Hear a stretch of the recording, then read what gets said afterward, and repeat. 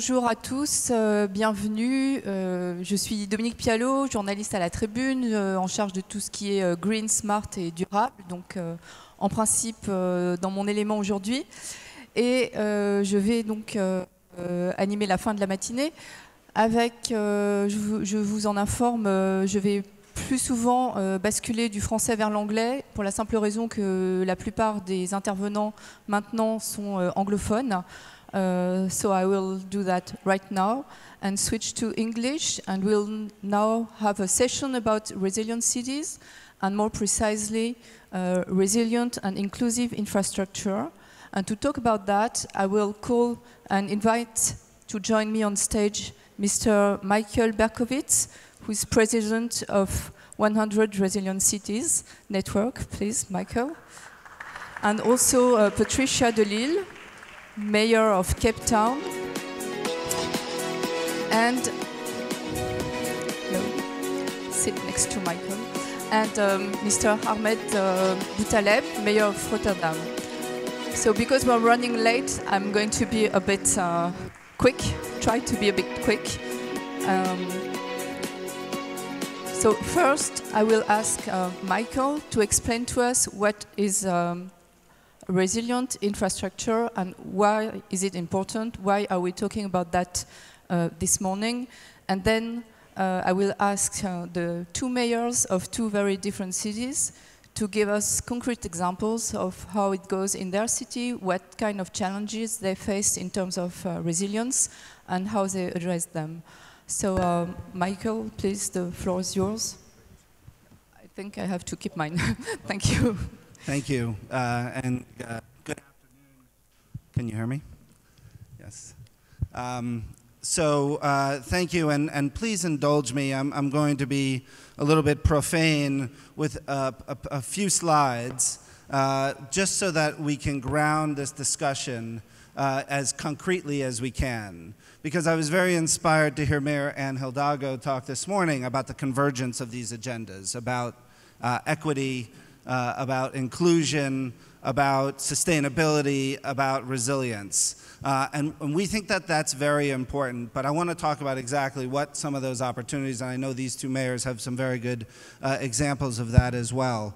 I'll start at in a very personal place, and I usually go around the world talking about many of your cities. I talk about Cape Town, I talk about Rotterdam, I talk about Medellin and Athens and Paris, but I'm embarrassed to do that today, so I'll talk about something I actually know, which is New York. I was the Deputy Commissioner of Emergency Management in New York City between 1997 and 2005. And the reason why this convergence of agendas is so important is because cities have very poor record of predicting what's going to happen next. That's why resilience is so important, because we never know what's going to happen next. Take New York City. I spent the 90s in New York City planning for hurricanes and coastal storms. And then in 2001, 2 planes flew into 2 buildings. And then we had anthrax attacks, and we had the crash of American 587, and then we had the great financial crisis, and then we had many other localized emergencies, and only after all of that did we have Hurricane Sandy many, many years later. And that underscores why it's so important to plan more and more broadly. And this is what we think of as resilience. It's the ability of cities to survive disaster. But don't just think about it as the sudden disasters, the earthquakes, the hurricanes, the tornadoes, terrorism. Think about it also as the slow burn disasters, long-term food, water, and energy shortage, high levels of crime and violence, as the mayor of Medellin talked about, shifting macroeconomic trends as we've seen disable Detroit, which was over-reliant on a single industry, the American automobile industry. You can think about the same thing if global shipping changes, what that does to the great port cities of this world. And so how do cities survive disasters of all of these kinds? How do cities make themselves flexible and adaptable in that way? Well, of course they have strong public health and emergency response, but they have strong economic systems with robust middle class. They have cohesive communities and equitable communities where neighbors check on neighbors with strong institutions. They have good infrastructure, both the built environment, but of course the natural environment, and they have integrated planning with strong stakeholders at the table. All of those things help cities survive and thrive regardless of whether it's shocks or stresses. And they do that by working in inclusive and integrated and risk-aware, but also forward-looking ways. That's what we see as the characteristics of resilient cities. And how does that actually work? So I want to take you to one good, concrete example to show how we might actually marry these agendas together. And it comes in the wake of Hurricane Sandy, where the Rockefeller Foundation, the federal government in the United States, and the city of New York partnered to think about ways to better protect the city from sea level rise and storm surge and coastal storms. And New York, you'll know, is a very coastal city. It has over 800 miles of coastline and some very, very valuable property. And so this was a project to think about how to protect that property. If you'll see on the right-hand side between these two bridges, I'm going to focus much of my discussion in this area between the two bridges on the right-hand side along the East River. And this is some of that social housing you see on the left, a major highway there called the FDR Drive, and flooding impacts. But I'll point out some other things that you see in this picture. This is post-Sandy. But what you can see here is that the public housing here on the left actually can't reach the park on the right-hand side. There's an amazing opportunity, but because of the river, they can't reach it. And so what we did was engage in both a bottoms-up and a top-down design process that tried to help the residents imagine what we could do to both meet the climate change agenda and protect the city, but also the inclusion agenda. And through a year of ongoing and integrated design and consultation, the city arrived at what was a proposal for an integrated green infrastructure called the Big U that would ring the city but also protect this incredibly valuable property, but also provide many interesting benefits. And I'll just talk about a few. So you'll see the same public housing there. And one of the things that this does is it proposes to elevate the land up to where the top of the highway is and be able to provide at-grade bridges for pedestrians to walk across. Right now, to access that parkland, those residents have to go up very narrow, tall stairs, across some bridges, and down on the other side. This simplifies and makes much more inclusive that access between the poor and vulnerable communities here and the parkland. But what else does it do? It provides biodiversity. It provides cover and relief from some of the urban heat island effects. It provides places to exercise and to meet. One of my favorite features here is public art proposed along this river that both then flips down to become a storm surge barrier. It's actually art protecting us in a very real way. It both brings us together, promotes social cohesion, and at the same time serves a very real purpose in the face of climate change. I want to show this slide because this is another proposal that the community actually rejected. There are two aspects of this slide very quickly that I'll talk about. One is that this proposes to bury the highway. That got killed in part because of its cost.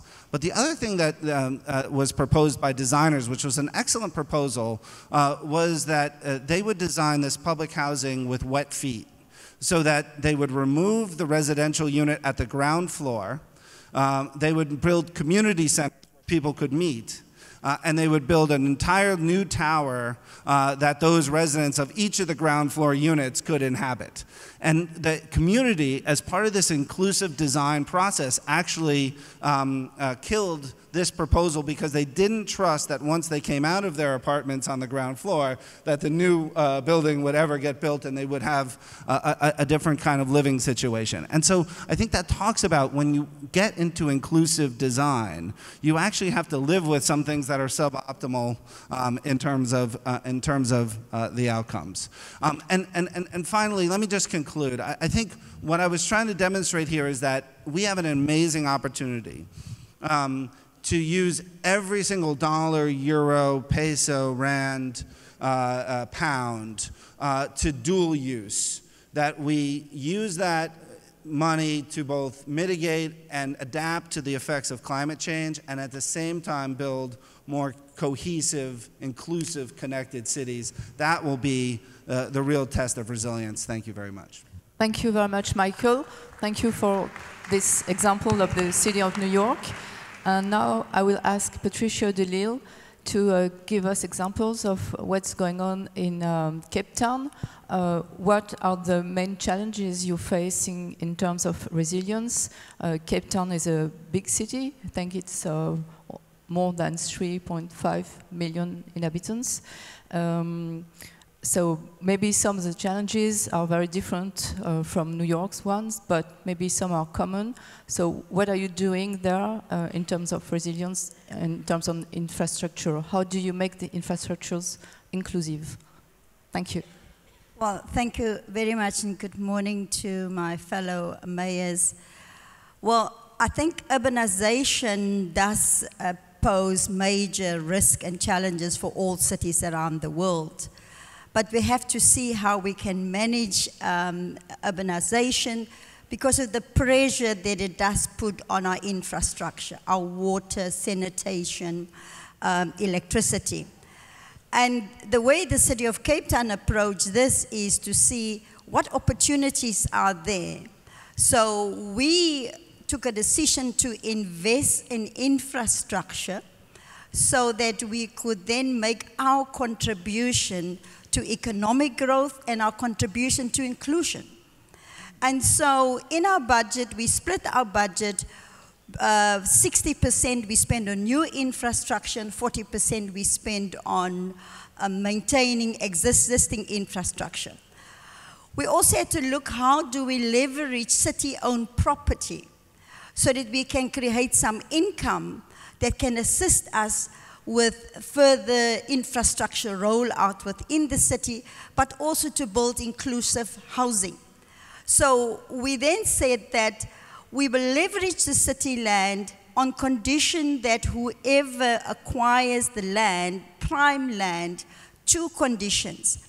Whatever they build must include affordable housing, and secondly, it must help us to deal with congestion, to bring people closer to their workplace. And we have to move away from the low density housing, long distances that especially the poor has to travel. Poor people spend more than 40% of their income on transport.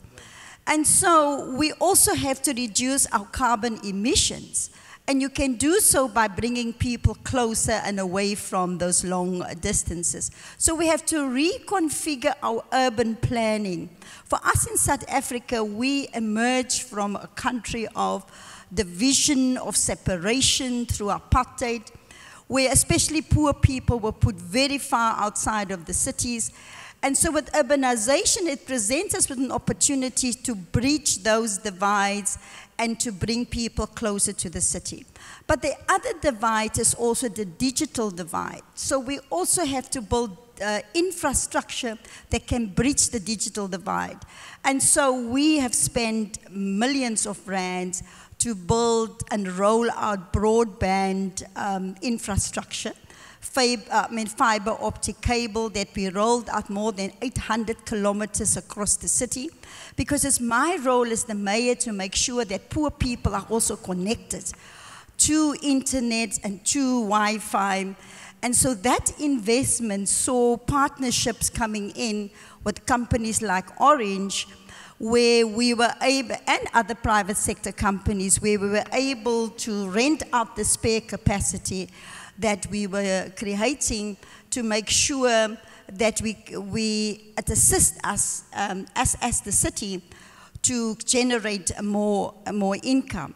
So to build an inclusive city, to build an inclusive economy, in our rollout for infrastructure, we also make sure that we create jobs. That we create jobs for unskilled people, so including in any major infrastructure rollout program, it includes employing unskilled, semi-skilled workers. We train them, we make sure that they become employable, and that at least assists us to alleviate poverty. So in the long run, the inclusive economy that we want to build, the inclusive city that we want to build, come together through the city government being the catalyst. We start these things, and then we invest in infrastructure, and we then see the crowding in effect by the private sector to assist us on long outstanding need for infrastructure, especially in our poorer areas. Thank you. Thank you very much. So we can see that it's very important to have a process, a government structure that ensures that everything you will build from now on will really build inclusive and resilient infrastructure. Mr. Aboutaleb, so Rotterdam, I think we can see quite clearly one of your main challenges dealing with the sea and the, like I think it's 80% of the land being under the level of the sea. So that is quite a big challenge, but you're used to it. It's been like that for ages. So how do you address that and maybe other challenges that you're facing today? Thank you very much. I was looking to the map of New York, and it's fascinating to see how much Dutch engineering involved in that. There are Dutch engineers based in New York to help New York Authority to develop the whole thing. And I was walking exactly along the water. That will take billions and billions. To tell that also, Michael, it's very to warn all our colleagues, billions and billions of money and a lot of legal actions. Just to change the water laws in New York will take, I think, years before starting the construction work. So that's really a very fundamental thing to change. The word resilience is a wide word, so it's really telling us something about disasters and disaster management, but also social resiliency, and I will say something about both. Due to its geography, Rotterdam has, as you mentioned, a huge waterfront. We are a delta city, in fact. We have the biggest port in the Western Hemisphere, but it's constructed on a river with a length of 40 kilometers. And that's a huge industrial terrain there where 100,000 people working every day. 100,000 families are living from that port every day. The second largest petrochemical cluster in the world, with billions and billions of investments. And the only thing to do to protect that port is constructing dikes and levees, which we did for really 100 years. But nevertheless, we're always asking questions, are these systems good enough? Last 5 years, I was chairing on a question of the request of the Dutch government, a committee to review the whole thing, and we discovered that still we have some weak places that we need to repair. The bill is 100 billion euros over 100 years. So we're talking about really tremendous amount of money. And everyone is interested how we finance that. Please come once to Rotterdam, because this is not always money coming from the fiscal system of the national government. We tax people just directly for that purpose, and that makes things very interesting. And people agree to pay the taxes for that purpose. We do that for 100 years. It's about 350 euros per family, per household a year. Simply people accept that, and I think it's for them. Part of our life. Part of the city is -6 meters. -6 meters is a tremendous. You walk here, that's a river, and it's -6 meters there, you found the farmers and the villages and the cities. It's one of my neighborhoods in the city with 30,000 houses is constructed there. So we have to take really big measures. Just imagine that the first steam machine introduced in Great Britain by James Watt was transformed into a pump in the Netherlands to keep the polders dry, which is a tremendous effort those years in 1800. But that's not enough. So we nowadays construct water plazas in the center of the city. A plaza, when you walk, when it's dry, it seems a public space where you can play basketball, whatever, but when it rains, it fills with water. And we keep the water there. You can play water polo. Water polo. We keep the water there until the water in the river sinks, and then we start pumping the water from the plazas to the river to bring it to the sea. It's really a high-level technological innovation. But in sociological terms, being a resilient city is the example is how the city reacted on the attacks of Paris, for instance. Thousands of people went on the streets, shouting and telling what happens in Paris can happen everywhere. Our city, we show our solidarity with. And in the aftermath of that, the city really showed that it is resilient enough to cope with such a dramatic development. And the trick is to bring people together, which I do as mayor since 2009. Every week, twice a week, you might find me in one of the neighborhoods, bringing people together to talk about our resiliency. And just to give one example, as a result of that, one of the neighborhoods in West, upon request, they constructed a plan to invest in their own neighborhood 10 million euros. And they are surprised that the city council accepted this plan. And we're now in the phase of the implementing of this plan to connect all citizens, migrants, people living in social housing, living in very rich areas, to combine them together to work for having an answer when it's necessary. My last word is, I travel a lot in the world and I see a lot of deprived areas. And what you see that mayors, my colleagues in city governments, but also sometimes national governments, have one answer. In deprived areas, we deploy a lot of police. My advice, don't do it. If you have a deprived area, and all we have that asks for a couple of things, that is investing in young people, investing in the social surroundings, and investing a lot of money in education. If I have $3 to spend, or $10 to spend, the first 3 will be spent in education. So less policing, less law enforcement in these neighborhoods, a lot of social investment in these neighborhoods to reach really a high level of resiliency, social resiliency in our cities. Thank you very much. Can I just, one thing the mayor mentioned is building it and funding it.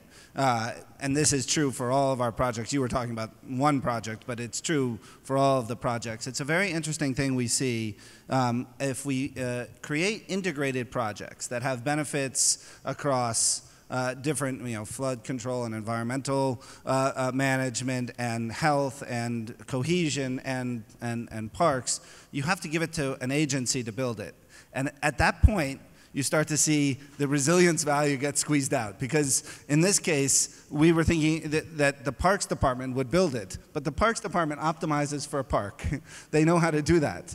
And so really the question is, how do we continue to keep that integrated value together?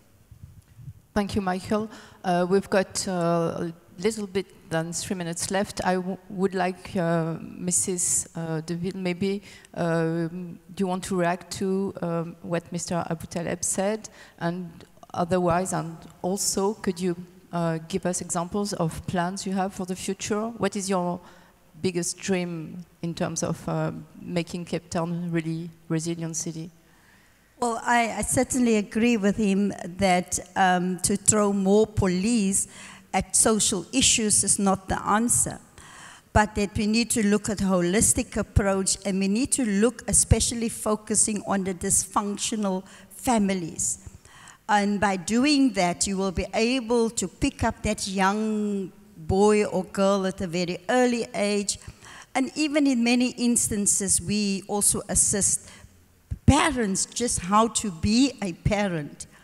So putting more police in there is certainly not helpful, but we need to have a holistic approach. Well, my dream for the city of Cape Town in terms of building an inclusive infrastructure is that we need to become energy secure. That we need to begin to procure more renewable energies, that we need to be putting into the grid more renewable energies, and how do we get every single citizen in the city of Cape Town to contribute to making us energy secure. I think the solution lies in it that we have photovoltaic panels on the roof of every single household, generating their own electricity, use what they need to use, and then put some of that back into the grid. And now that we have got a capacity to store electricity, the city can become that place where we can store some of the electricity, but we then have clean energy where if every single citizen in our city contribute to generating that energy. We must move away from fossil fuel energy into a cleaner world to help us to build that clean environment, and that to me will be a solution of a major infrastructure development project whereby we can produce the photovoltaic panels, we can maintain, we can repair, we can take thousands of young people off the streets and train them to install the photovoltaic panels, but having that clean energy come into our grid will make us more energy secure. Thank you. Thank you very much. So we can see with two pretty different examples that very physical but also social issues are very much interlinked, and with the help of technologies and political will can result in very resilient and inclusive infrastructure. Thank you very much to all of you.